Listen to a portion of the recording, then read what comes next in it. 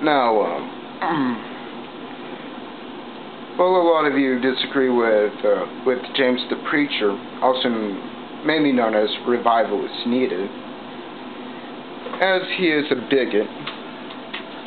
You know, for example, on one of his comments, he said something about Catholics fornicating, but well, you know, he's just like many other bigots on YouTube. But they haven't read John 21 verse 15. So when they had eaten breakfast, Jesus said to Simon Peter, "Simon, son of Jonah, do you love me more than these?" He said to him, "Yes, Lord, you know that I love you." He said to him, and by he, that's Jesus, talking to Simon Peter, the first pope, "Feed my lambs." Now, of course, everyone's familiar with the saying that Jesus is the perfect shepherd. Well, in that case, we're his sheep, so he's referring to us. And well, most of these bigots are either militant Protestants or born-again Christians. But ask them, what does born again mean? Some of them don't know, but it means baptism.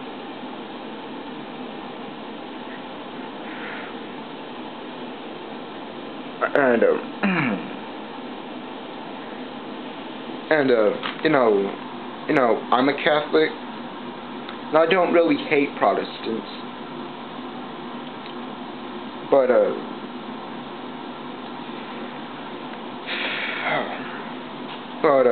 there's an estimated 55,000 Protestant denominations, and you know, Catholics, no, we don't, you know, we're not a bunch of militants going again laughing at them saying,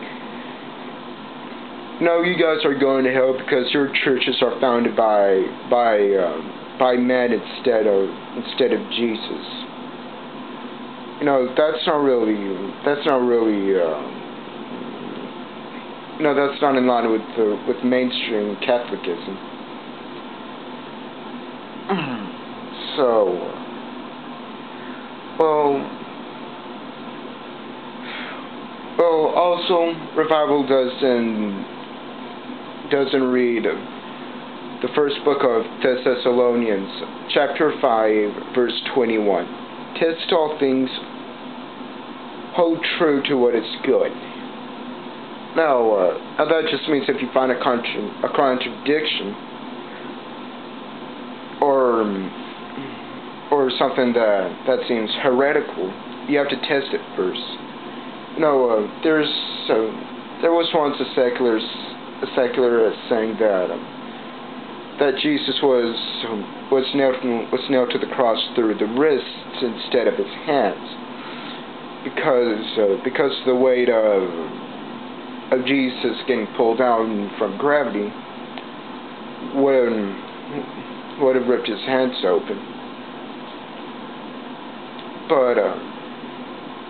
But then they ran another test. Nailed his feet to the cross. And guess what? He wasn't getting pulled down. So, you know, that's been proven. And a lot of you know me as SP101.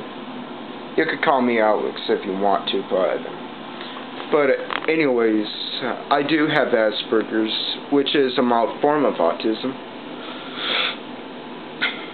And it's not really a bad thing once you know it, once you coexist with it. I mean, right now, come on. I'm in a high school physics class, and And this is just basic physics. And on my own, I've studied the Big Bang Theory.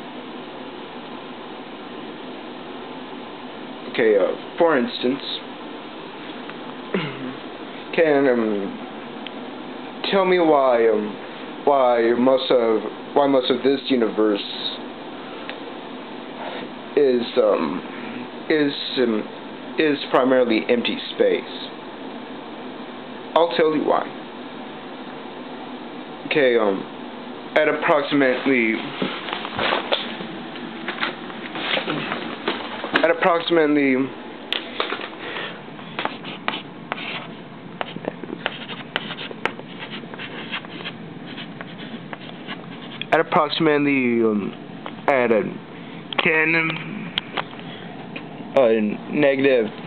32 seconds.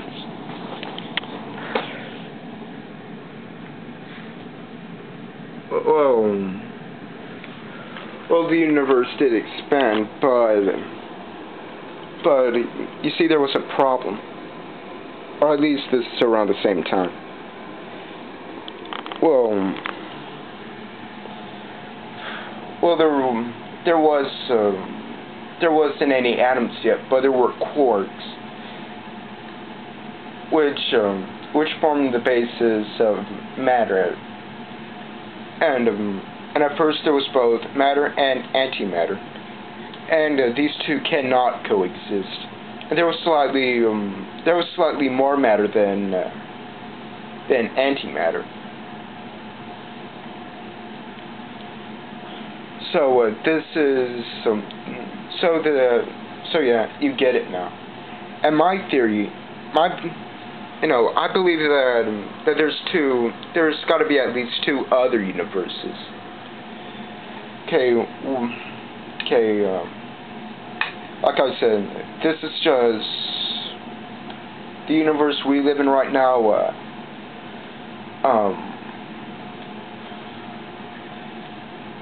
Like I said, it's made from the aftermath of that conflict of matter and antimatter. In other words, this quantum mechanic conflict. And quantum mechanics deals with atoms and subatomic particles.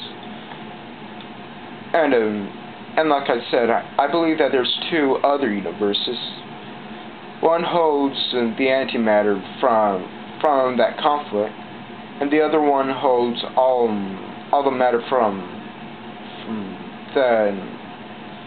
they neutralize the antimatter. So basically, the universe we live in right now is just the remainder of all